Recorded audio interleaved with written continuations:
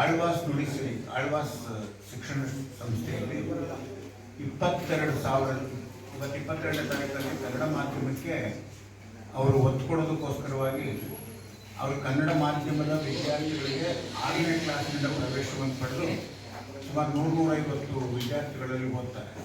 Full free education.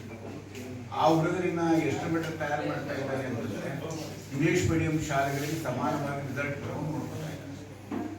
ಈ ವರ್ಷ ಯಾರೋ 6ನೇ ಕ್ಲಾಸ್ಗೆ ಒಂದು ಸೀಟ್ ಬೇಕು ಅಂತ ಹೇಳಿ ಕೇಳಿದ್ರು.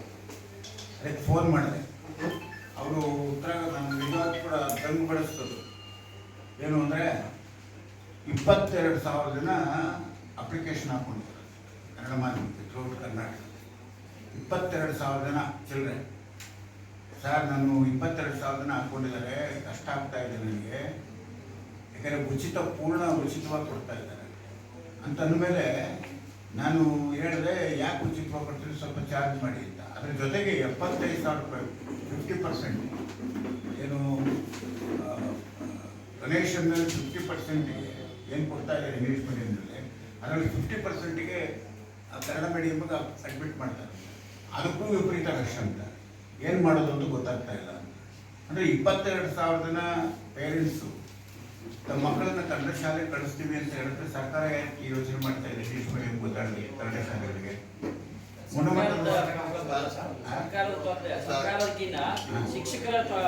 ಅಲ್ಲ, ಅದನ್ನೇ ನಾನು ಹೇಳ್ತಾ ಇರೋದು. ಸರ್ಕಾರ ಮತ್ತು ಶಿಕ್ಷಕರು ಸರಿಯಾದ ರೀತಿಯಲ್ಲಿ ಅದನ್ನೇ ಹೇಳ್ತಾರೆ. ಆ ರೀತಿಯಾದಂಥ ವಾತಾವರಣವನ್ನು ಸೃಷ್ಟಿ ಮಾಡೋದಕ್ಕೆ ಕೇವಲ ಸರ್ಕಾರ ಒಂದೇ ಸಾಲುದಿಲ್ಲ, ನಾವು ಕೂಡ ಅದ್ರ ಬಗ್ಗೆ ವರ್ಕ್ ಮಾಡಬೇಕು. ಅದಕ್ಕೆ ನಾನು ಹೇಳಿದೆ, ಸ್ವಾಮೀಜಿಯವ್ರಿಗೆ ಹೇಳಿದ್ದೀನಿ, ಈಗ ಅವರು ಇಂಗ್ಲೀಷ್ ಮೀಡಿಯಂ ಶಾಲೆಯಲ್ಲ ನಂದಿ ಬೆಟ್ಟದಲ್ಲಿ ಹಿಂದಿ 100 ಜನ ವಿದ್ಯಾರ್ಥಿಗಳಿಗೆ ಪ್ರತಿಭಾವಂತರಿಗೆ ಉಚಿತವಾಗಿ ಶಿಕ್ಷಣ ಕೊಡೋದಕ್ಕೆ ಎಲ್ಲ ವ್ಯವಸ್ಥೆ ಮಾಡಿದ್ದಾರೆ.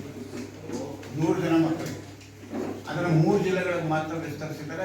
ಮುಂದಿನ ದಿನಗಳಲ್ಲಿ 3 ದಿನಗಳಲ್ಲಿ ಎಲ್ಲ ಜಿಲ್ಲೆಗಳಲ್ಲೂ ಕೂಡ 100 ಜನ ಮಕ್ಕಳನ್ನ ಎಫಿಷಿಯೆಂಟ್ ಆಗಿರ್ತಕ್ಕಂಥವ್ರು ಪ್ರತಿಭಾನ್ವಿತನ ಆಯ್ಕೆ ಮಾಡಿಕೊಡೋದು ಇರೆಸ್ಪೆಕ್ಟಿವ್ ಆಫ್ ಕ್ಯಾಸ್ಟ್ ಅಂತ ಅವ್ರು ತೀರ್ಮಾನ ಮಾಡಿದ್ದಾರೆ. ಅದಕ್ಕೆ ನಾನು ಹೇಳಿದೆ, ಇದೇ ರೀತಿಯಲ್ಲಿ ಕನ್ನಡ ಮಾಧ್ಯಮವನ್ನು ಯಾಕೆ ಮಾಡಬಾರ್ದು, ಅದಕ್ಕೆ ಮಾಡೋಣ ಅಂತ ಒಪ್ಕೊಂಡಿದ್ದಾರೆ. ಏನಾಗುತ್ತೆ, ನಮ್ಮಲ್ಲಿ ಕೂಲಿ ಮಾಡ್ತಕ್ಕಂಥವ್ರು ಕೂಡ ಕನ್ನಡ ಮಾಧ್ಯಮದ ಶಾಲೆಗಳು ನಮ್ಮ ಹಳ್ಳಿಗಳ ಶಾಲೆಗಳನ್ನು ನೋಡ್ತಾ ಇದ್ದೀವಿ. ಅಲ್ಲಿರ್ತಕ್ಕಂಥ ಮೆರಿಟ್ಗಳು ನಿಜವಾಗಿ ಕೂಡ ಬುದ್ಧಿವಂತರೇ. ಅವರು ಸೆಲೆಕ್ಟ್ ಆಗಿರ್ತಕ್ಕಂಥದ್ದು ಮೆರಿಟಿನ ಮೇಲೆ ಅಲ್ಲಿ ಕೆಲಸ ಮಾಡ್ತಾ ಇಲ್ಲ. ಮತ್ತು ಪೇರೆಂಟ್ಸ್ಗಳು ಕೂಡ ಅಲ್ಲಿ ಆಸಕ್ತಿ ಕೊಡ್ತಾ ಇಲ್ಲ. ಅಲ್ಲಿ ಹೋಗುವಂಥವ್ರು ಯಾರು ತೀರ ಬಡವರ ಮಕ್ಕಳು, ಅಧಿಕಾರಿಗಳ ಮಕ್ಕಳು ಮತ್ತು ನಮ್ಮ ರಾಜಕಾರಣಿಗಳ ಮಕ್ಕಳು ಸರ್ಕಾರಿ ಶಾಲೆಗೆ ಹೋದ್ರೆ ಖಂಡಿತ ಉದಾರ ಆಗ್ತದೆ. ಇದು ದೊಡ್ಡ ಬಿಡಿಸಲಾರದೆ ಇರ್ತಕ್ಕಂಥ ಸಂಖ್ಯೆ. ಮಾನಸಿಕ ಸ್ಥಿತಿಯನ್ನು ನಾವು ಸರಿ ಮಾಡಿಕೊಳ್ಳೋದು. ಈಗ ಉದಾಹರಣೆಗೆ KR ಪೇಟೆಯಲ್ಲಿ ಒಂದು ಶತಮಾನೋತ್ಸವ ಶಾಲೆ, ಈಗೇನು ನಿಶ್ಚಲಾನಂದನಾಥ ಸ್ವಾಮೀಜಿ ಆಗಿದ್ದರು, ನಾಗರಾಜ್ ಅವರು AC ಆಗಿದ್ದಾಗ ಅದೊಂದು ಅತ್ಯಂತ ಒಳ್ಳೆಯ ಶಾಲೆಯನ್ನು ಮಾಡಬೇಕು ಅಂತ ಅಲ್ಲಿ ಅಧಿಕಾರಿಗಳ ಮಕ್ಕಳು ಓದ್ತಾ ಇದ್ದಾರೆ, ಮತ್ತು ರಾಜಕಾರಣಿಗಳ ಮಕ್ಕಳು ಓದ್ತಾ ಇದ್ದಾರೆ. 800 ಜನ ಮಕ್ಕಳಿದ್ದಾರೆ. ಅಡ್ಮಿಷನ್ ಕೊಡೋದಕ್ಕಾಗ್ತಾ ಇಲ್ಲ. ಸರ್ಕಾರಿ ಶಾಲೆಯಲ್ಲಿ ಶತಮಾನೋತ್ಸವ ಶಾಲೆ. ಆ ರೀತಿಯಲ್ಲಿ ಪ್ರಯತ್ನ ಮಾಡಿದ್ರೆ ಆಗ್ತದೆ. 10 ವರ್ಷದಲ್ಲಿ ಜಿಲ್ಲೆಯಲ್ಲಿ 136 ಶಾಲೆಗಳು ಮುಚ್ಚಿದೆ ಅಂತ ಹೇಳ್ತಾರೆ ಸರ್ಕಾರ. ಅದ್ರ ಬಗ್ಗೆ ನಾನು ವಿರೋಧವಾಗಿ ಇದ್ದೀನಿ. ಶಾಲೆಗಳು ಮುಚ್ಚಬಹುದು ಅಂತ ಏನು ಮಾಡ್ತಿಲ್ಲ. ಅದನ್ನೇ ಸರ್ಕಾರಗಳು ಜಿಲ್ಲಾ ಉಸ್ತುವಾರಿ ಸಚಿವರು ಈಗ ನೀವು ಹೇಳಿ ಜಿಲ್ಲಾ ಉಸ್ತುವಾರಿ ಸಚಿವರಿಗೆ ನಾನು ಒಂದು ಮಾತು ಹೇಳಿದ್ದೀನಿ. ಅದರ ಬಗ್ಗೆ ಜಗಳ ಮಾಡಿದ್ದೀನಿ. ನೀವು ಸಮಸ್ಯೆಯನ್ನು ಕುರಿತು ಚರ್ಚೆ ಮಾಡೋದಕ್ಕೆ ಬೇರೆ ಬೇರೆ ವಿಷಯಗಳನ್ನೀಗ ಕೃಷಿ ಸಂಬಂಧಪಟ್ಟಂಥ ಚರ್ಚೆ ಮಾಡಿದ್ದೀವಿ. ಇಂಥ ಸಮಸ್ಯೆಗಳನ್ನು ಕುರಿತು, ಸಾಂಸ್ಕೃತಿಕ ವಿಚಾರಗಳನ್ನು ಕುರಿತು, ಶಿಕ್ಷಣ ವಿಚಾರಗಳನ್ನು ಕುರಿತು ಸಂಬಂಧಪಟ್ಟವನ್ನು ಕರೆದು ಚರ್ಚೆ ಮಾಡೋದಕ್ಕೆ ಯಾಕೆ ಆಗೋದಿಲ್ಲ ಅಂತಂದ್ರೆ ಯಾಕೆ ಆಗೋದಿಲ್ಲ ಕೇಳ್ತಾ ಇಲ್ಲ. ನೀವು ಕೇಳಬೇಕಾದ್ರೆ ನಮ್ಮ ಜಿಲ್ಲೆಗೆ ಏನೇನಾಗಬೇಕು ಅನ್ನುವಂಥದ್ದು ಕೇಳ್ತಕ್ಕಂಥ ನಾವು ಮಾಡ್ತಾರೋ ಬಿಡ್ತಾರೋ ಕೇಳುವಂಥ ಸ್ಥಿತಿಯು ಕೂಡ ಇರುವುದು. ಏನು ಮಾಡೋದು? ಯಾವ ಸಮಯ?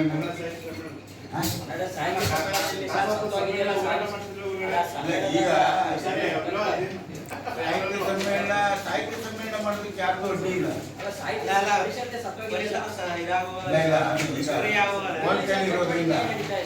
ಕೋರ್ಟಲ್ಲಿ ಇರೋದ್ರಿಂದ ಮಾಡಬೇಕು.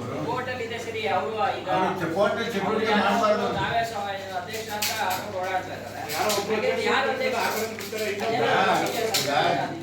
ನೀವು ಅಡ್ಮಿನಿಸ್ಟ್ರೇಷನ್ ನೇಮಕ ಮಾಡಿದ್ದಾರೆ. ಅಡ್ಮಿನಿಸ್ಟ್ರೇಷನ್ ನಾಳೆ ನಾವು ಟೈಮ್ ಕೇಳಿದ್ವಿ, 3 ಗಂಟೆಗೆ ಚರ್ಚೆ ಮಾಡಿ ಕ್ಯಾಬಿನೆಟ್ ಶುರುವಾಗಿದ್ದೀರಿ ಅಂತ ಕೇಳೋದಕ್ಕೆ ಇವತ್ತು ಕೂಡ ಮಾತಾಡ್ತೀನಿ.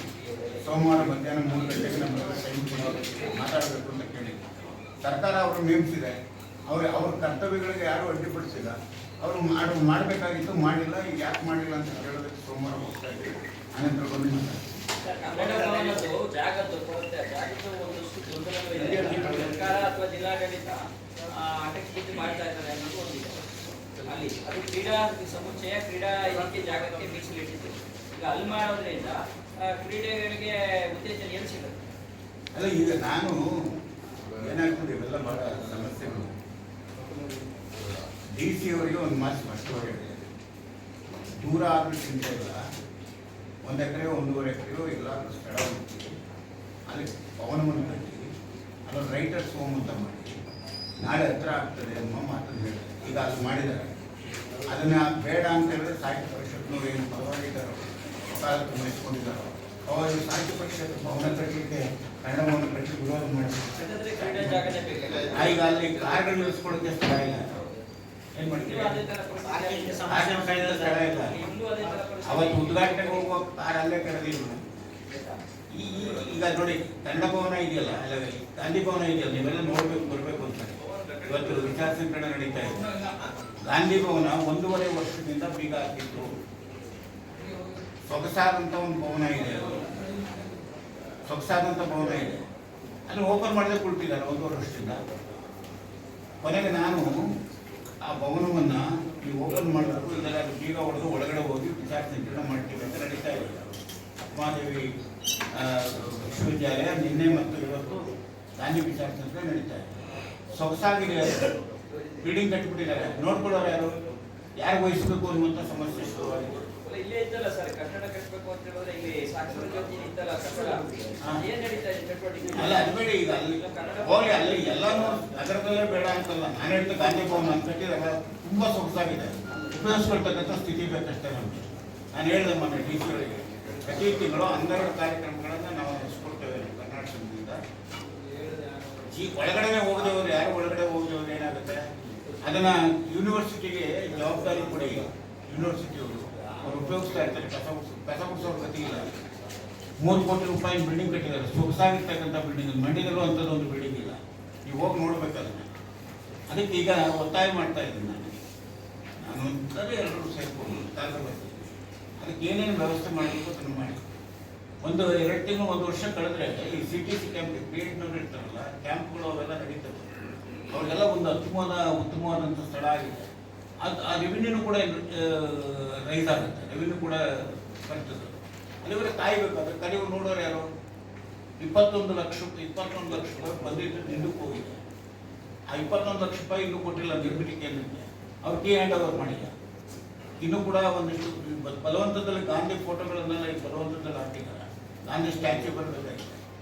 ಇಷ್ಟೆಲ್ಲ ಆದರೂ ಕೂಡ ದೂರ ಅನಿಸಿದ್ರು ಕೂಡ ತುಂಬ ಚೆನ್ನಾಗಿದೆ. ಕಾಲಕ್ರಮೇಣ ಉಪಯೋಗಿಸ್ಕೊಳ್ತಾ ಹೋಗ್ತಾರೆ.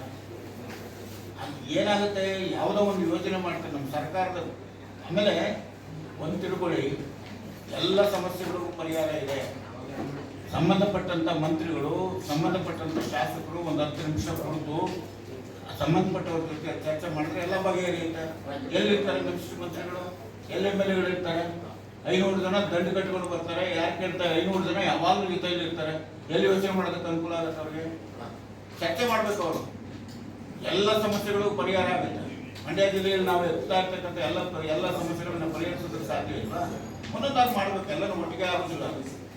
ನಮ್ಮ ಜೀವನದ ಸ್ವಚ್ಛತೆ ಆಗೋದ್ರ ಬಗ್ಗೆ ಎಷ್ಟು ಒತ್ತಾಯ ಮಾಡ್ತಾ ಇದ್ದೀವಿ. ನೀವು 2 ಕೋಟಿ ದುಡ್ಡು ಬಂದಿದೆ ಅಂತಾರೆ ಪ್ರತಿಷ್ಠಾನದ ಬಗ್ಗೆ. ಅಲ್ಲಿ ನಾನು ಹೇಳ್ತಾ ಇದ್ದೀನಿ, ನೀವು ಪ್ರತಿಷ್ಠಾನ ಮಾಡಿ, ಅದನ್ನ ಒಂದು ಕಮಿಟಿ ರಚನೆ ಮಾಡಿ, ಅವಾಗ ರೆಗ್ಯುಲರ್ ಆಗಿ ಗ್ರಾಂಟ್ಸ್ ಬರ್ತದೆ, ನಡ್ಕೊಂಡು ಹೋಗ್ತದೆ ಅಂತ. 2 ಕೋಟಿ ಬಂದಿದೆ, 2 ದಿವಸ ತೀರಿಸ್ಬಿಡ್ತಾರೆ.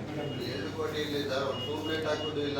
ಆಮೇಲೆ ನೋಡಿ, ಈಗ ನಾನು ಇಲ್ಲೇ ಗಲಾಟೆ ಮಾಡಿದಾಗ ಈ 90 ಲಕ್ಷ ಬಂದಿತ್ತು ರಂಗಮಂದಿರಕ್ಕೆ ಸೈನ್ಮೆಂಟ್ ಸಂದರ್ಭದಲ್ಲಿ. ಬೇಡ ಅದನ್ನು ಬರೀ ಫೋಮ್ ಮಾತ್ರ ರೆಡಿ ಮಾಡಿದರೆ ಎಲ್ಲ ಕಿತ್ತೆಸ್ಬಿಟ್ರೆ ಚೇರ್ಗಳಿಗೆಲ್ಲ ಮುಳುಗೋಯ್ತದೆ. ಅಲ್ಲಿ ಇನ್ನೂ ಸ್ಟೇಜ್ ಸರಿ ಹೋಗಿಲ್ಲ, ಸ್ಟೇಜ್ ಎಲ್ಲ ಮುರಿದೋಗಿದೆ. ಇದ್ರದ್ದು ಸೌಂಡ್ ಪ್ರೂಫ್ದು ಎಲ್ಲ ಹಾಳಾಗಿದೆ. ಯಾರು ಕೇಳ್ತಾ ಇದ್ರು ಇನ್ನೂ 1.5 ಕೋಟಿ ಬೇಕಂತ. ಶಿವಪುರ ಈಗ ಸತ್ಯಾಗ್ರಹ ಈ ರೀತಿಯ ಪರಿಸ್ಥಿತಿಯ ಶಿವಪುರದ ಸತ್ಯಾಗ್ರಹ ಅಂತೂ ನಾನು ಹೇಳ್ದೆ ಮೊನ್ನೆ ಮಂತ್ರಿಗಳಿಗೆ ಹೇಳಿದೆ, ಏನ್ರಿ ಇದು, it is icon of Mandya. ಮಂಡ್ಯದ ಕಾಂಗ್ರೆಸ್ಸೇ ಉದಯ ಆದದ್ದು ಅಲ್ಲಿಂದ, ಕರ್ನಾಟಕದ ಕಾಂಗ್ರೆಸ್ ಉದಯ ಆದದ್ದಲ್ಲಿ. ಅದ್ರ ಬಗ್ಗೆ ನೀವು ಯಾಕೆ ಅವಜ್ಞೆಯನ್ನು ಮಾಡ್ತಾರೆ? ತಮ್ಮಣ್ಣವ್ರು ಕೇಳಿದ್ದೀನಿ, ಉದಯವ್ರನ್ನ ಕೇಳಿದ್ದೀನಿ, ಆ ಹಿಂದೆ ಇದ್ದಂಥ ತಮ್ಮಣ್ಣ ಮುಂತಾದವ್ರು ಯಾಕೆ ನಿಮ್ಮ ಸ್ವಂತ ದುಡ್ಡೆಲ್ಲ ಮಾಡಿಸ್ಬೋದಲ್ಲಪ್ಪ ಅದನ್ನ ಅಂತ. ಒಂದು ಪ್ರವಾಸಿ ತಾಣವಾಗುತ್ತದೆ. ಹನುಮಂತಯ್ಯನವರು ಭಾಳ ನಿಮಗೆಲ್ಲ ಗೊತ್ತಿಲ್ಲ ನಮಗೆ. 1966ರಲ್ಲಿ ಹನುಮಂತಯ್ಯನವರು, ನಾವು ಅವಾಗ PUC ಓದ್ತಾ ಇದ್ದೇವೆ. ಆತ್ಮಾನಂದವರು ವಿದ್ಯಾರ್ಥಿ ಸಂಘದ ಅಧ್ಯಕ್ಷರು, ರಮೇಶ್ ರಾಜು ವಿದ್ಯಾರ್ಥಿ ಸಂಘದ ಕಾರ್ಯದರ್ಶಿ. ಅವ್ರು ಕರೆಸಿದಾಗ ಅವರು ಹೂನಾರವನ್ನು ಮಾರಾಟ ಮಾಡಿದ್ರು, ಹರಾಜಾಗ್ತದೆ. ಅವತ್ತು 5 ರೂಪಾಯಿ ಹೂನಾರ ಅದು, 250 ರೂಪಾಯಿ ಹೋಯಿತು. ಅವಾಗ ಅವ್ರು ಹೇಳಿದ್ರು, ಅದನ್ನು ನಾನು ಕೇಳಿಸ್ಕೊಂಡಿದ್ದೀನಿ, ಈ ದುಡ್ಡನ್ನು ತೊಗೊಂಡೋಗಿ ಶಿವಪುರದಲ್ಲಿ ಸತ್ಯಾಗ್ರಹ ಕಟ್ಟಲಿಕ್ಕೆ ಇದನ್ನು ಉಪಯೋಗಿಸ್ತಾ ಇದ್ದೀನಿ. ಕೊನೆಗೆ ಅದೇ ರೀತಿ ಹಣ ಮಾಡಿ ಅದನ್ನು ಕಟ್ಟಿ ಸರ್ಕಾರಕ್ಕೆ ವಹಿಸಿದ್ರು. ನೋಡ್ಕೊಳ್ಬೇಕಾದ ಯೋಗ್ಯತೆ ಯಾರಿಗಿದೆ? ಸರ್ಕಾರಕ್ಕಿದೆ. ಸರ್ಕಾರವನ್ನು ರೆಪ್ರೆಸೆಂಟ್ ಮಾಡೋದಕ್ಕೆ ಶಾಸಕರು ನೋಡ್ಕೋಬೇಕು, ಮಂತ್ರಿಗಳು ನೋಡ್ಕೊಳ್ಬೇಕು. ಎಲ್ಲಿ ನೋಡ್ಕೋತಾ ಇದ್ದಾರೆ? ಅಲ್ಲಿ ಶಾಸಕರಿಗೆ ಪ್ರತಿನಿಧಿ ಇಲ್ಲ.